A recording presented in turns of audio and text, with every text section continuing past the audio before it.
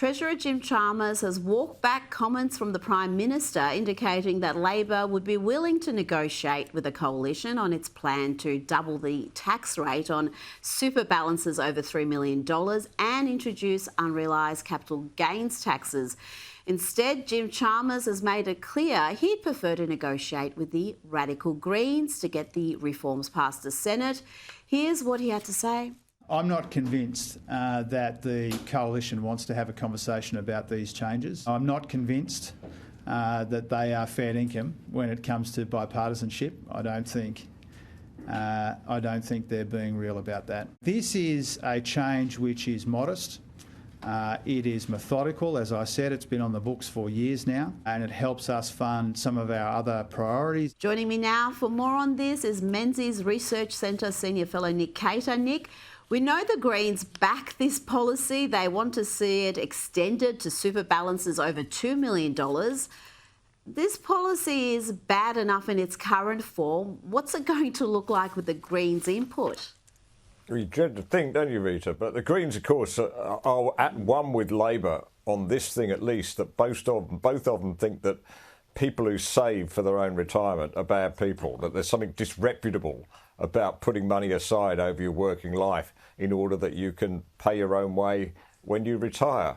It is, and I'm not sure what the priorities are that Jim Chalmers says he's going to spend this money on, because actually the best thing you can do is incentivise people to become self-funded in retirement, because that will save you about $500,000 over the lifetime of that person if they're not claiming the public pension. You know, they're probably save you about another $200,000 if they're on private medical insurance, which they probably most likely are. So we should be encouraging people, surely, Rita, to look after themselves in retirement if they can find the means to do so, rather than this thing of forcing everybody back into the benevolence of the state. That's why I think the Liberals should have a fundamental objection to this. There's no room for negotiation. And I'm glad that Ted O'Brien has firmed up on that position. Now, Judith Sloan has written an excellent piece in The Australian today on Jim Chalmers' wishful analysis of yesterday's GDP figures. She writes, Jim Chalmers is living on another planet when he tells us with all the uncertainty in the world, any growth is a decent outcome. This is not a decent outcome. Taking out the rise of GDP per capita in the last December quarter, 8 of the 9 past quarters have been negative GDP per capita, a reasonable measure of living standards. The economy is on life support, and it would be better to recognise this. Nick, is the Treasurer living in fantasy land? Surely he knows how grim these figures are. Well, there is really an outbreak of economic illiteracy in the political class in this country, in the media class. I fear that Jim Chalmers is suffering from it because, you know, what is a per capita recession? It means that families, on average, are will be poorer next year than they are this year. That's the reality of it. They'll have less money, less wages, less money in their pockets. And I tell you what, Rita, in some of the places that I visited during the election out in Western Sydney, it is biting. There are families out there that are really hurting, really badly hurting, that are queuing up at food kitchens, the entire family, to get their dinner. Now, none of that is apparent, of course, in the nice suburbs where people like Jim Chalmers live. You know, people are doing quite fine there. But this is really causing a lot of pain, and it's very discriminatory in the pain it causes, in that the poorest get hurt worse by a per capita recession. So where this fits in with Labor's mantra of no one left behind, I'm not really sure. Meanwhile, as we predicted on this program, the leaks against Greens turned Labor Senator Dorinda Cox have begun in earnest. It was always going to happen after she defected from the Greens to Labor. We know more of the investigation into allegations of workplace misconduct made against the senator by former staffers, and now reports that Dorinda Cox allegedly called One Nation leader Pauline Hanson a effing retard in leaked text messages. Nick, the Greens are understandably furious with Senator Cox, and we can probably expect to see more damaging leaks, more damaging text messages. They're all class, aren't they, the Greens, when it comes to their language? I mean, things that you couldn't actually say on this channel. They think that's okay to use that kind of language. I'll tell you what, Pauline Hanson's One Nation did considerably better in the last election in terms of the votes increase than the Greens party. So perhaps they should be looking at Pauline and asking her what the secret is. The secret, of course, is to actually get back with real people and real people's concerns, not off in sort of activist fairyland, which is where the Greens are now.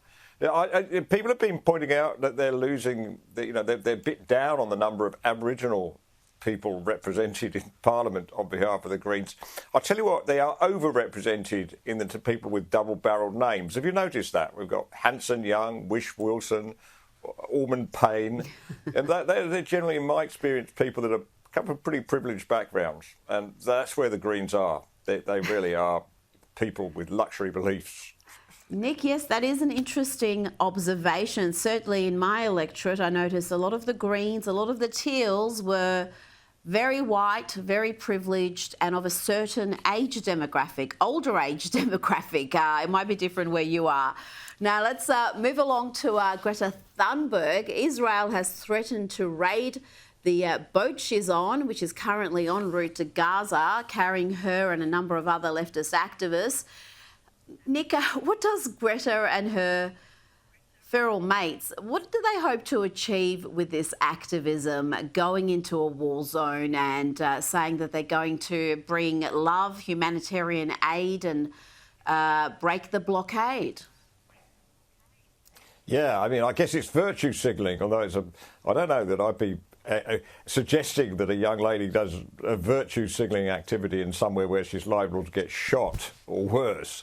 So that's what it is. But this goes to the mind, doesn't it, of the extreme left, which is where she sits. They think they know everything about everything. She thinks she knows everything about climate science, for instance. She understands perfectly why the weather warms and sometimes it cools. Now she thinks she knows everything about the history of the Middle East and who's on the right side of history and who's not. It's just the ignorance of these people that annoys me, Rita. They're allowed to have their opinions. Sure, they can make up their minds, but first they've got to understand what they're talking about. And I think in Greta's case, I think she's rather... She would have been better off spending more time in school and less time on protests, really, because she might actually know something about what she's talking about.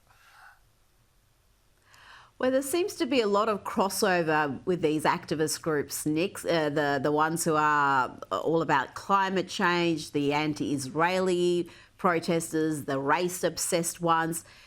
It's pretty much the same mob, isn't it? And that's why she has just effortlessly gone from climate change to now this anti-Israeli activism.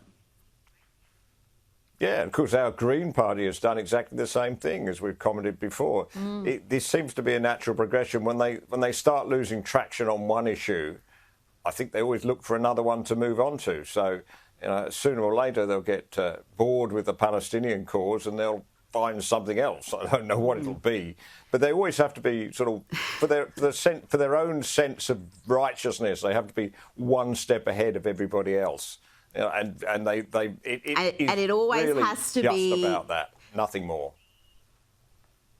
And it's always catastrophe. It's just catastrophizing everything. Yeah. It's about to be the end of the world. It's a genocide. It's the end of the world as we know it with climate change, and just doomsayers.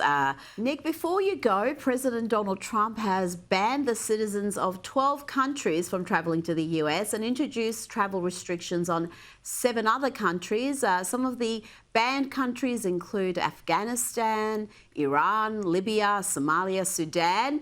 Let's hear from the president earlier today. The recent terror attack in Boulder, Colorado, has underscored the extreme dangers posed to our country by the entry of foreign nationals who are not properly vetted, as well as those who come here as temporary visitors and overstay their visas. We don't want them. In the 21st century, we've seen one terror attack after another carried out by foreign visa overstayers from dangerous places all over the world. Nick, this is reminiscent of a similar ban in his first term, and though that caused enormous angst in the media. It was actually pretty popular with the punters. What do you make of this latest ban? Well, the first thing is none of these 12 countries are on my bucket list, Rita, and I doubt they're on yours either. They are nasty places. There are places where either they use terrorism or they harbour terrorists and to wage war against the United States, Israel and others, or they have uncontrolled crime, drug smuggling, etc. So it's just a hard lesson that some countries don't seem to be able to learn, that people from these environments are likely to bring the same lawlessness or the same political views to your country that they had in theirs. Nick Cater, thanks so much for your time tonight. Thank you, Rita.